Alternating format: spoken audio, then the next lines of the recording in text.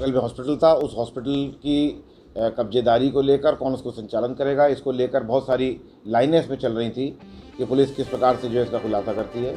हमने कुछ सीसीटीवी की मदद ली, कुछ सर्विलांस की मदद ली और अथक परिश्रम जो हमारी सर्विलांस की टीम ने और थाना टीपी नगर की टीम ने किया है, एसओजी टीम ने, उसके आधार पे इस घटना का खुलासा हुआ है।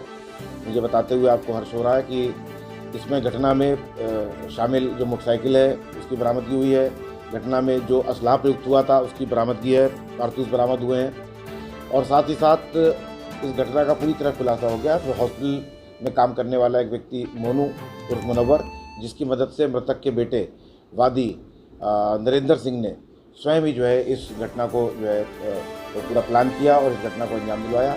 इसमें मुनव्वर का कई गांव का रहने वाला एक लड़का जिसका नाम है आलम के द्वारा जो कुछ पैसे का लेन देन था उनके बीच में, उसको पैसे की आवश्यकता थी और वो घटना करने को राज़ी हो गया और इसकी तमाम कड़ी से कड़ी जोड़ करके जो है पुलिस ने इस घटना का खुलासा किया है। और घटना में प्रयुक्त, जैसा कि मैंने आपको बताया, मोटरसाइकिल, असलाह और जो सीसीटीवी में जो व्यक्ति आया है जिसने शूट किया है उसकी पहचान थी, उसका हेलमेट, उसकी टी शर्ट, इस सबको बरामद किया है और इस प्रकार इस घटना का पूर्ण रूपेण खुलासा हुआ है।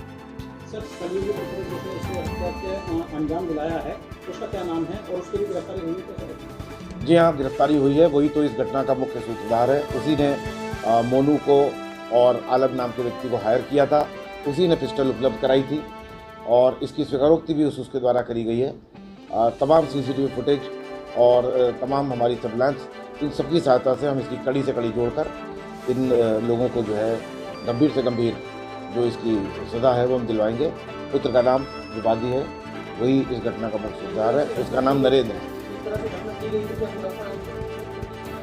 देखिए, इसके पीछे का जो कारण है, अभी तो बहुत सारी चीज़ें विवेचना के क्रम में सामने आएंगी, लेकिन जो इसका मूल ढांचा जो समझ में आया है वो इस प्रकार से है कि स्वर्गीय यशपाल सिंह के जो है 4 पुत्र थे, जिसमें उनका अधिक झुकाव, विडम्बना की बात यही है, इसमें मुख्य झुकाव उनका इसी नरेंद्र नाम के पुत्र जो सेकंड जो है जो हॉस्पिटल चलाता था उसी की ओर था। कुछ इन्होंने बदायूं में ज़मीन खरीदी थी, उसमें से भी काफ़ी हिस्सा नरेंद्र को मिला था। लेकिन जो मेरी वार्ता हुई है नरेंद्र से, उसने बताया कि ये समय समय पर इनको धमकी दिया करते थे, डांटा करते थे, बेइज्जत करते थे, ऐसा उसका कहना है। और इसको ये खतरा हुआ कि जो इसको जो प्रिविलेजेस मिले हुए हैं, जो इसके पास में अधिक संपत्ति आई हुई है, वो घर में पंचायत हो करके और वो संपत्ति बाकी भाइयों में भी बराबर बांटी जा सकती है। ऐसे में इसने ये डिसाइड किया कि ये अपने पिता को रास्ते से हटा देगा और इसने जो लोग इसका हॉस्पिटल चला रहे थे, मदद कर रहे थे, जिनको उसके पिताजी हटाना चाहते थे वहाँ से और हटा भी दिया था, हॉस्पिटल बंद कर दिया था, उनको भी इसने लालच में दिया कि मेरे पिताजी तुमसे 90,000 रुपये इस हॉस्पिटल का किराया लेते हैं, जब वो नहीं रहेंगे तो मैं तुमसे ये किराया नहीं लूँगा। दूसरा उनका है कि तुम्हें इतना तुम्हारा इसमें हिस्सा है, वो हिस्सा तुम्हारा बढ़ जाएगा। ये सब लालच दिए और उस व्यक्ति का जानने वाला जो आलम नाम का व्यक्ति है, जिसने शूट किया है आकर के, जिसने गोली चलाई है, घटना को अंजाम दिया है, उस व्यक्ति के ऊपर भी कर्जे थे तमाम। वो उसने स्वीकार किया है कि वो उस कर्जे को उतारने के लिए किसी भी हद तक जाने के लिए तैयार था। तो इस प्रकार से ताना बाना बुना गया और कुल 3 लोग इसमें जो है अभी तक गिरफ्तार हुए। विवेचना के क्रम में जैसे साक्ष्य आगे आएंगे आगे कार्रवाई की जाएगी।